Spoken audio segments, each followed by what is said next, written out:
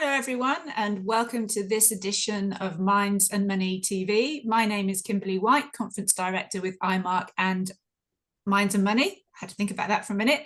And I'm joined today by Grant Coyle, Managing Director of Latitude 66, ASX LAT.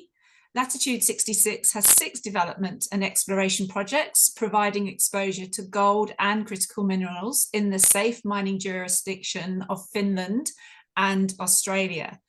So, Grant, sounds as though you're busy. Welcome to the show. 6 projects. Give us a general overview of what Latitude 66 are up to at the moment. Yeah, thanks, Kimberly, and thanks for having me on. Yeah, look, so Latitude 66, as you said, we're a focused development exploration company, really targeting precious and critical minerals across Finland and Australia. Our flagship project is the KSB project up in northern Finland, which is a gold and cobalt project, development project that's got a JORC resource defined on it of 650,000 ounces of gold at 2.7 grams and 5,800 tonnes of cobalt at 0.8%. Also up in Finland, we have another 4 projects up there. The most advanced other project up there is the KSB project that sits about 150 kilometres to the west of our KSB project. That's targeting gold and copper, and we've just had some further results out on that project, but we're getting some really good boulder samples through there where we're sort of getting grades of over 100 grams in gold and 10% copper. So really excited by that project as well. And then if I come down to Australia, where our other projects are, we've got 3 projects down there. And our main project in Australia is a joint venture interest with Carnaby Resources, where we have a minority JV interest with them on their Greater Duchess copper project in Queensland. That's had a scoping study done on it and currently going into a PFS and expanding out the resource there. That's right near Mount Isa and another exciting project for us to sort of have some value accretion on. And then we also have 2 projects in Western Australia, Sylvania and Edgedina, both gold prospective projects. And really the strategy for our company is a clear focus on Finland. We're really excited by the KSB project and the ability to push that into a meaningful development. And what we'll look to do for the Australian assets is really unlock the value from those assets, and they'll likely be through some sort of corporate transactions over the near term. Oh, wow. Well, busy for sure. You mentioned there, particular focus at the moment, the KSB project in Finland. Can you talk us through the geology of that one in particular? Yeah. So KSB or the Kuusamo Shields Belt is a large greenstone belt that sits in the sort of northeast of Finland. Main rock types being the metasediments and the mafic intrusives. What we're targeting there, also the main mineralisation through that greenstone belt is gold, cobalt and copper. That all tends to be structurally controlled and resembles an orogenic gold system. One of the other benefits of the mineralisation up there is that it does contain sulfite, and what that's done is allowed us to have a really defined geophysical targeted exploration strategy. So the EMs and IP have been really successful for us in terms of having drill targets there where we're sort of nearly getting 100% hit rate on those conductors. So for us, it's a really exciting geology footprint for us. We've managed to effectively basically lock up that whole greenstone belt, and we've spent about 6-7 years across that belt really defining it. As I said, we've got a JORC resource on it now, but we're really looking forward to continuing the drilling across that resource and expanding the resource rapidly over the next 6 to 12 months. Yeah, wow. So you mentioned there sort of expanding it, what does your drilling program look like over the next 12 months? Yeah, thanks, Kimberly. We've just completed drilling a few weeks ago, and that drilling was in K South. So when we look at the KSB project, we effectively have sort of two regions in that. We've got K North, where the current resource is, and then we have our K South area. It sits about 30 k's to the south of the K North region. We're currently targeting our K South, and that's where the drilling has been. We've had drilling over there that period for the last 2 years across 4 prospective zones there. we've probably got upwards of 40 odd drill targets within that region, so a lot of potential for us. The last drilling we've targeted prospective areas of K9, K8, K10 and K12, and that is really looking to do some resource expansion work, so really adding the ounces to the current JORC resource we have. We're expecting to get those results back, the assay results back from that drilling in the next 3 to 4 weeks, and get the positive announcement out on that. And then what we look to do is probably do some follow-up drilling before the end of the year on the back of those results. So the idea for us is just to really continue rolling through this drilling, as I said, over the next 6 months, continually in K South, but then we will also look to build out on our K North resource as well, because that's open at depth and along strike, and that resource is sort of built up across 3 deposits. So we'll look to continue to build out that K North deposit as well. Obviously we're coming into winter in the Northern Hemisphere. I mean, does weather play a big part on getting those drilling results done and through, or is it not too much of a problem? We're pretty lucky. We can drill all year round, sort of bar about 4 to 5 weeks when you sort of have a thaw period from winter to summer. So sort of end of April to early May is sort of a period where we drill rigs off. Otherwise, it's all year round drilling, and winter is easier actually. You're able to get across into areas and have less environmental impact. So effectively no trace once the stone melts that you've been there. So winter is the ideal time, but luckily for us, summer we can still drill. We've still got plenty of space to be able to drill around in summer as well. Amazing, good to know. So your current resource definition and the growth potential, I mean, obviously growth potential is somewhat subjective, as it were, but I mean, based on what you know and that definition, what do you think it's going to look like? Yeah, look, I think the JORC resource we've got at the moment is a really well-defined JORC resource. Over 85% of that's at the indicated level. So we've got a really good understanding of the resource we've currently got. If we look at sort of the 3 areas that resources across, which is K1, K2 and K3, they're all, as I said, open at depth and along strike, and especially K1 for us, we've got some really large EM conductor plates that sit down plunge of the resource that we will be targeting.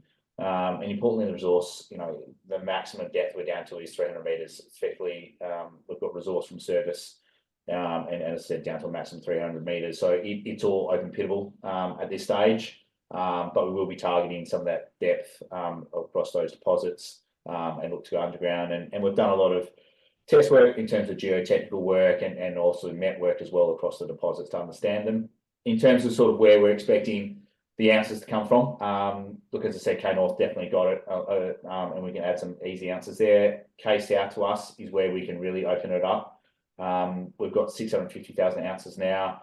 We're targeting to get to 1 million ounces pretty quickly, and then step into 1.5 million ounces after that. So the aim for us really is to be a meaningful producer up there. So for us, that's sort of circa 100,000 ounces per annum and upwards of 1,500 tonnes of cobalt per year. So we're targeting that. We think we've got the resource there to more than cover that, and we think we can unlock that resource over the next 12 months. Absolutely. I mean, subjectivity is one thing, but then again, that's what all of these drilling programs are for, aren't they? That, to prove that you're putting your money in the ground in the right spot, and you know what's there before you start mining it. So correct. And look, we get a lot of confidence in that. I mean, we've got the previous drill results that indicate that we're getting 20 meters at sort of 4 or 5 grams and upwards of 6 grams in some of the holes as well. So we know we've got the mineralization there. We've got the grade. And as I said previously, the other important thing for us is, the exploration work done today has proven up our technique, and the fact that we have got so many EM conductors that have had nearly 100% hit rate in terms of mineralization really indicates to us that we've got a lot of potential there. And when you've got sort of 40 odd targets to drill out, you've got the ability to really build on those ounces. Absolutely. I mean, obviously operating in Finland, completely other side of the world, completely different to Australia, and obviously different rules and regulations and legislations apply. And obviously the EU Critical Raw Material Act doesn't exactly flow off the tongue, but what are the benefits of that particular act and your Latitude 66 pathway to net zero carbon operations in Finland? Yeah, no, good question, Kimberly. And Well, probably a sort of a two-pronged question there. I'll start with the EU Critical Raw Materials Act. Look, for us, as I said, our project's a gold and cobalt project. Significant amount of the economics is gold, and cobalt sits there as a really strategic mineral for us, though, as part of the project. And when we look at the EU Critical Materials Act, effectively that's sort of the EU's answer to the US's IRA policy. And really is driven to secure the critical materials for the EV transition for Europe. One of the aspects of the Critical Materials Act is what they define as strategic minerals, and cobalt's one of those strategic minerals. What does that mean? Well, effectively then, if you've got a strategic mineral in your project, you've got the ability then to apply for what they are defining as a strategic project status. And what that then provides is streamlined permitting and defined permitting timelines. So a maximum of 27 months to have your project permitted, which anywhere in the world, that is a very quick permitting timeframe. And I think there'll be a lot of projects down in Australia that would love to have a 27-month permitting timeframe. So that's something that we'll be targeting. And we think we've got the ability. As I said, we've got a meaningful amount of cobalt. We're looking to produce 12 to 1,500 tonnes of cobalt per annum, which would double the supply of cobalt in the EU. So it is a meaningful contribution. So we really do think we've got that strategic project there. It also opens the door to preferential funding as well for the project development and studies as well. So there's a lot of grant funding and specialised funds being set up in the EU to support these sort of projects. So for us, really, really beneficial having that cobalt there, and especially utilising the Critical Materials Act. Then when we look at the net zero, for us, look, that's definitely really a sort of I suppose a key feature for us and something that we really are driving for. And it's really supported and underpinned by Finland's non-fossil fuel power supply. So they're currently over 95% non-fossil fuel, really driven by the nuclear power they have up there. We've got the ability to tap directly into that. So we've got high voltage power lines, 220 kVs running within 10 to 15 kilometres of each of our project areas. So can quite easily tap into that power.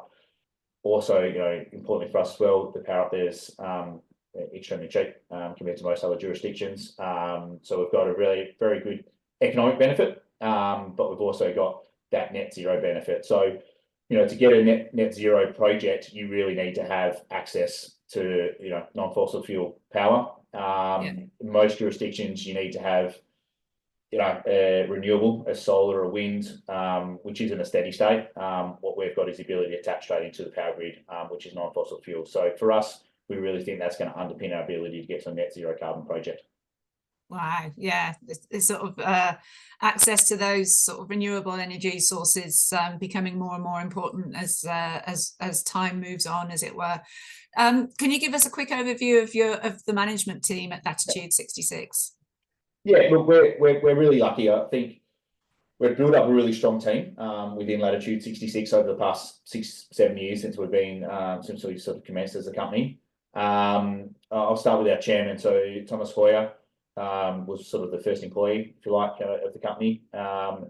He's a Finnish national, so resides up in Finland, just outside of Helsinki. Thomas has got significant experience running mining companies in Africa and Europe, and is very well connected within the Finnish government and within the EU as well.